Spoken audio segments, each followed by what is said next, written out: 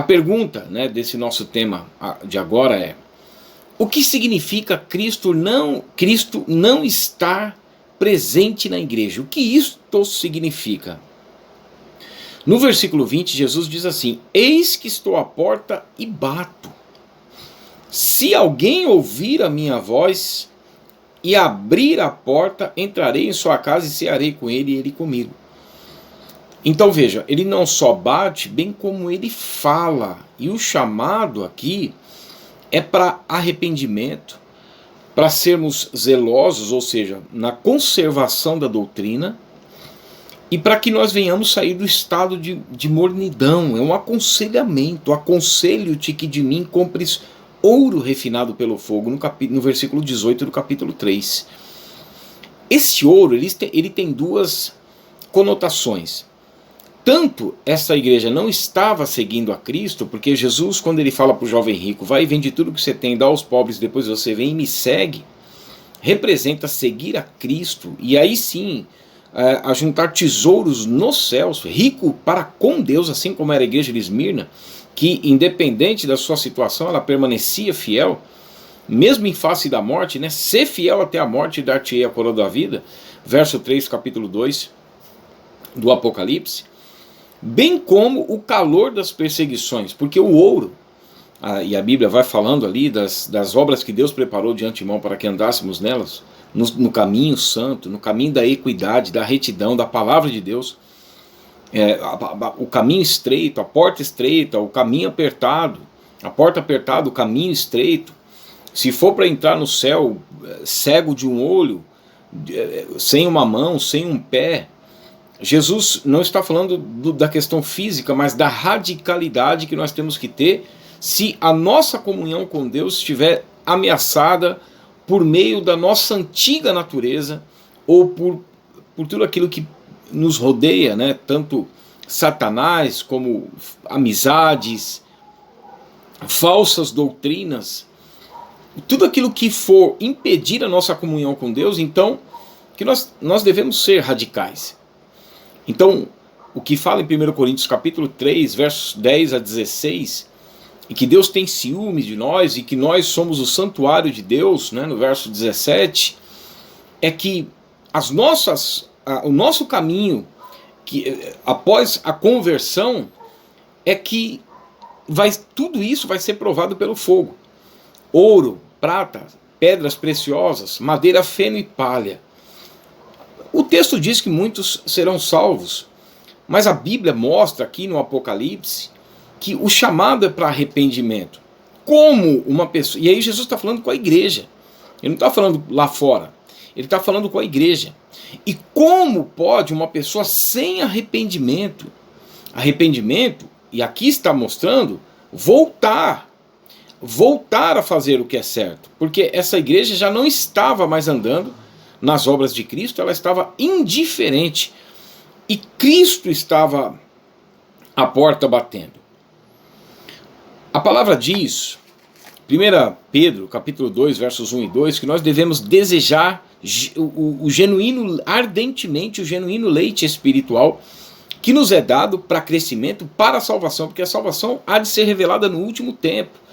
É só no final da carreira cristã. 1 Pedro, capítulo 1, versos 2 a 5, 2 Timóteo 2, 10, a vida está no Filho. Então nós devemos, olha o que o texto aos Hebreus diz no capítulo 12, verso 1 a 3, que nós devemos nos desembaraçar de todo peso e pecado que tenazmente nos assedia, e devemos correr com perseverança a carreira que nos está proposta. Essa carreira proposta é a vocação celestial, é um convite a um lugar celestial, e nós chegamos até o final frutificando e nos santificando para a confirmação dessa vocação e desta eleição.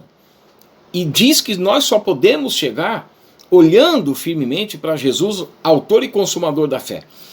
Como nós olhamos para Jesus, autor e consumador da fé? Aí nós voltamos para o capítulo 2 de Hebreus, os versos 1 a 3, nos apegando aí com mais firmeza à palavra de Deus, à orientação da palavra, às verdades que nós já temos ouvido.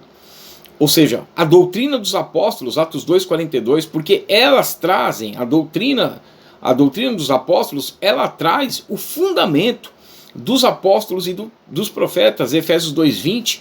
Portanto, nós devemos conhecer mais a Escritura para praticar a palavra de Deus. 2 Pedro capítulo 1, verso 19, e o fundamento é Cristo, a Escritura fala de Cristo.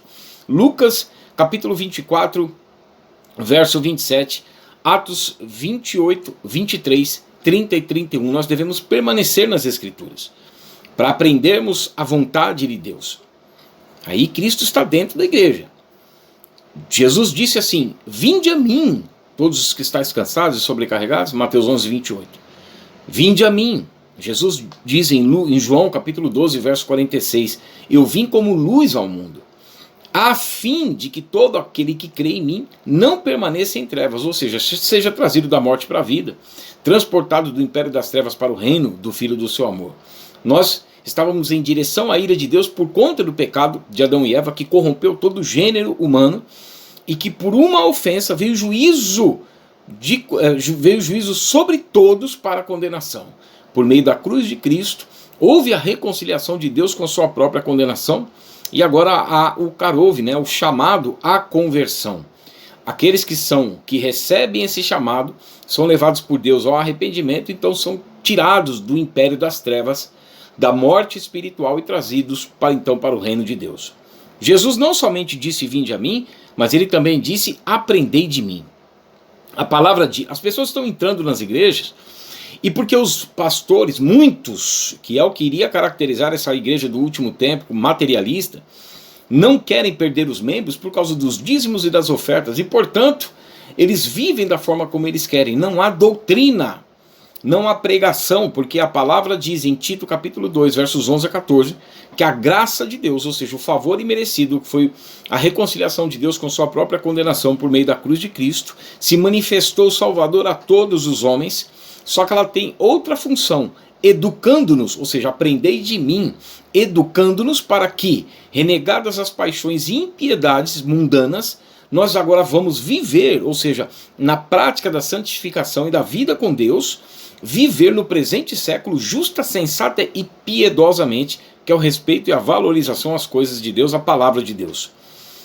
Aguardando a bendita esperança, nós temos um foco, que é o arrebatamento, a qual nosso grande Deus e Salvador Jesus Cristo se deu a si mesmo para formar um povo exclusivamente seu. Então veja, o objetivo de estarmos hoje no corpo místico de Cristo, na igreja de Cristo, é porque estamos sendo formados, conscientes do que nós estamos fazendo, tanto para a salvação quanto para a condenação, porque ninguém vai ser condenado sem saber o que está acontecendo, e para formar um povo exclusivamente seu, tornando-nos vasos de honra na casa do rei, purificando-nos dos erros por meio da obediência à palavra de Deus, 2 Timóteo 2, 21, 1 Pedro 1, 22, ouvindo a palavra e praticando a palavra, João 15, 3, vós já estáis limpos pela palavra que vos tenho pregado, formar um povo exclusivamente seu, zeloso de boas obras.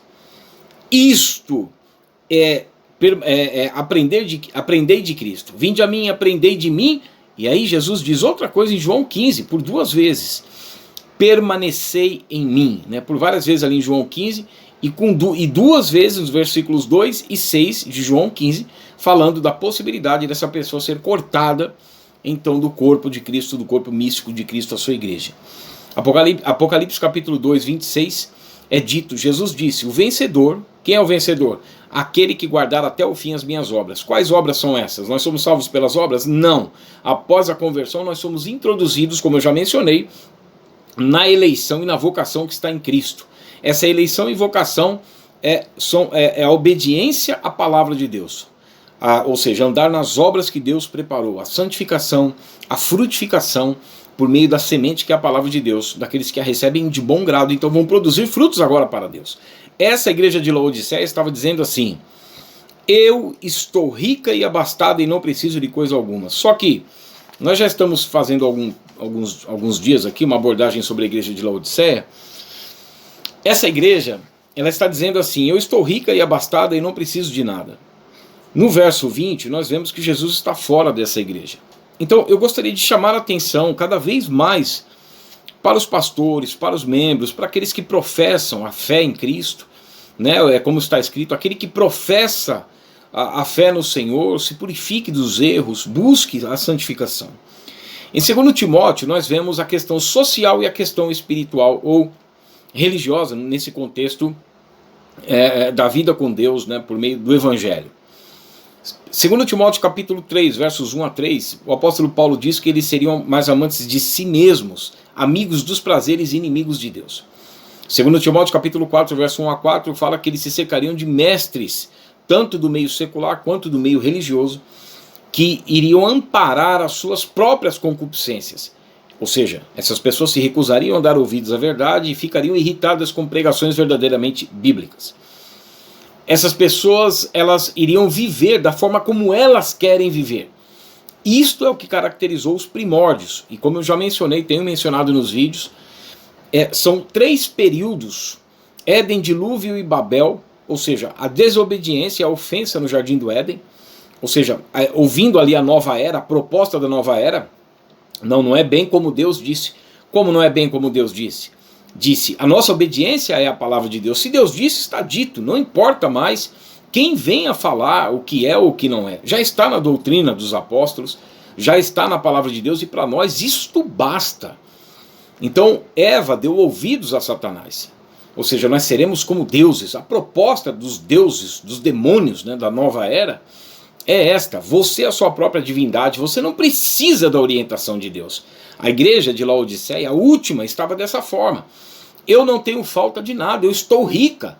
Como você pode estar rico, estar abastado e não ter falta de nada? Se a Bíblia diz lá em Eclesiastes 3:11 que Deus colocou a eternidade no coração do homem, no centro das emoções, na sua intelectualidade, no centro da vida. E o que deve se guardar é o coração, porque dele procede as saídas da vida, a necessidade do preenchimento com a presença de Deus. Como é que você pode dizer que essa igreja pode dizer que não tem falta de nada, se o próprio Deus, se a própria vida, se até o amor está condicionado a Deus, o poder, a eternidade, Ele é o Pai da eternidade, e essa igreja diz que não tem falta de nada, mesmo que Deus esteja fora, neste âmbito, que Deus permite esse espaço de liberdade para que a pessoa tome, ou seja, frente à proposta de salvação, da continuidade na vida cristã, essa pessoa tome a sua atitude. Então, eles se cercariam de mestres segundo as suas próprias cobiças, e o apóstolo Paulo fala em Efésios 4:17, eles iriam viver, mesmo dentro dos locais de culto, na vaidade dos seus próprios pensamentos. São absurdos que nós vemos dentro das igrejas evangélicas no Brasil. Ou seja, muitas vezes, oração de imposição de mãos, eles estão abençoando milhares de pessoas em filas, pessoas que não se voltaram para as Escrituras, não lhes é ensinado, porque quando Paulo fala isso lá em 1 Timóteo 5:22, o apóstolo Paulo, 2 versículos anteriores, diz que nós devemos pregar o evangelho. Ele diz assim: não imponhas as mãos precipitadamente. Eu estou dando um exemplo de tantos outros. Parece que nós voltamos no período ali da reforma protestante, né, um pouquinho antes de Lutero, no período das trevas, Papa Júlio II, Papa Leão X, na questão das relíquias. Hoje as relíquias são canetas oradas, pano.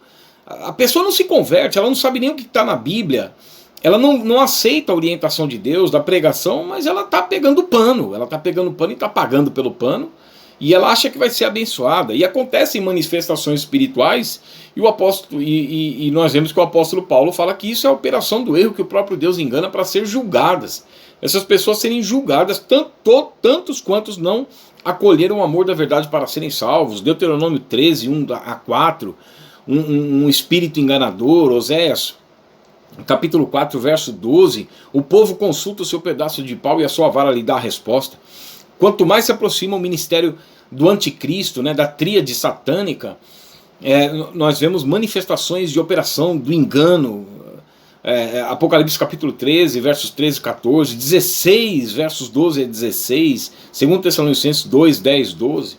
Então, o que significa Cristo não estar presente? É quando essa pessoa se sente rica de si mesma, ela está cheia de si mesma.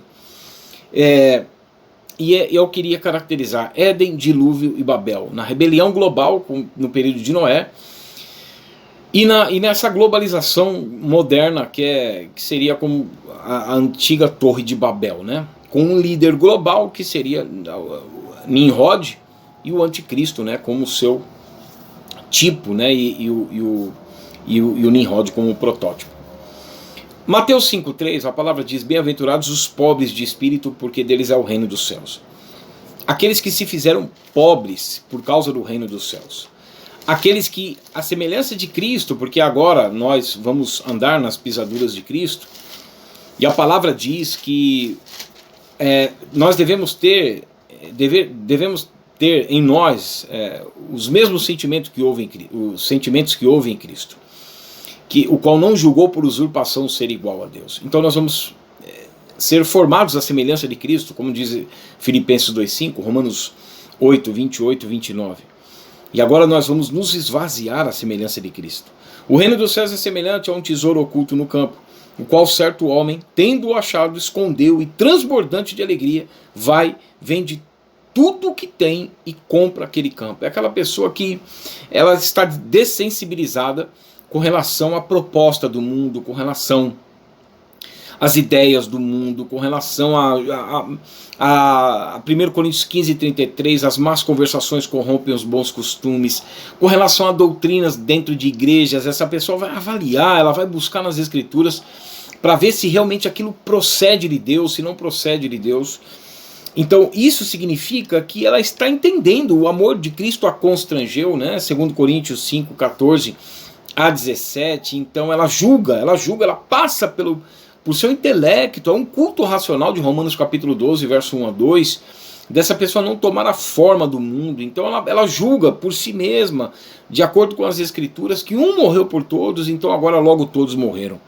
Para que aqueles que vivem na carne, porque nós estamos ainda nesse mundo, mas agora nós vamos viver para aquele que por nós morreu e ressuscitou. E no verso 17 de 2 Coríntios 5, isto identifica o que é ser uma nova criatura. E se alguém está em Cristo, é nova criatura. As coisas velhas se passaram e tudo se fez novo. Então a palavra de Deus habitaria agora, de acordo com Romanos 12, ricamente em nós. Então Cristo estaria presente nesse local de culto, na vida dessas pessoas. Em contrapartida, nós vemos que aqueles que não estão seguindo a orientação de Deus, mas estão se sentindo muito bem, porque eles estão tendo seus egos acariciados, eles estão tendo resultados financeiros, profissional, de cunho pessoal, autorrealização, na vida sentimental, material, e estão achando que isso está tudo bem. E Jesus disse assim: o que adianta ao ser humano ganhar o mundo todo, alcançar os seus objetivos e por fim